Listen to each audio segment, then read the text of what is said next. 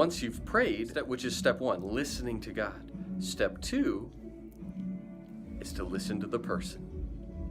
Listen to God and then go out and listen to the person to whom you're speaking or evangelizing. How many of you know that Jesus listened to people? Yes, he was God in human flesh. He knew everything. He had all power and authority. But he had to listen to his Father, I believe, to get those words of knowledge, like in John chapter 4, when he talked to the woman at the well. I believe because Jesus was God in human flesh, that he was limited in certain ways by his humanity. For those times, he gave up his seat in glory to come down and be confined to a human body. Now, he was also filled with the Spirit of God, had the nature of God in him. And so because he stayed in such good touch and communication with his Father, I mean, if he didn't have those human limitations, why did he have to pray? Why did he go up and spend all night on the mountain praying if he just already knew everything? That's proof that he was living as a man, but filled with the nature and Spirit of God. So he was able to have that communion with God. He prayed, talked to God all the time, and the Spirit of God moved in him and through him powerfully. That's why he's the perfect model for us. So back to our story, John chapter 4, Jesus encounters, he knew he had to go through Samaria. He knew he had to go through this neighborhood that Jewish people didn't go through. They did not want to go through that. Jews would walk around that place. So Jesus in prayer knew, no, today I have to go in that neighborhood. I have to go through that city or town. And sure enough, he meets this woman there. And he begins to know things about her, that she had had multiple husbands and that she was broken.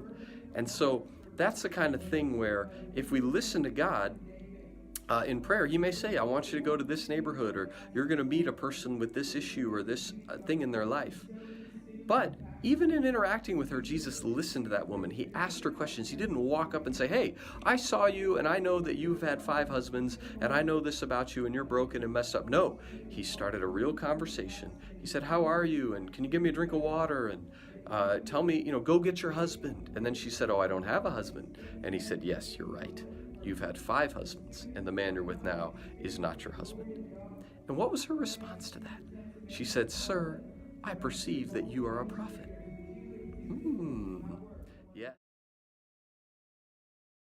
And so sometimes, instead of just coming in, crashing onto somebody, building that relational bridge, conversing with them, listening to them. Sometimes you get the prophetic word in the moment. Sometimes you get it beforehand. It doesn't matter. But how many of you know it's wise not always to show all of your cards right away? Sometimes it's wise not just to walk up to someone and just say, hey, I know a whole bunch of stuff about you. Sometimes it's just wise to say, hey, how you doing? Hey, can I talk to you for a minute? Hey, do you have a moment? I think sometimes evangelists get a bad rap because they can be seen as rude.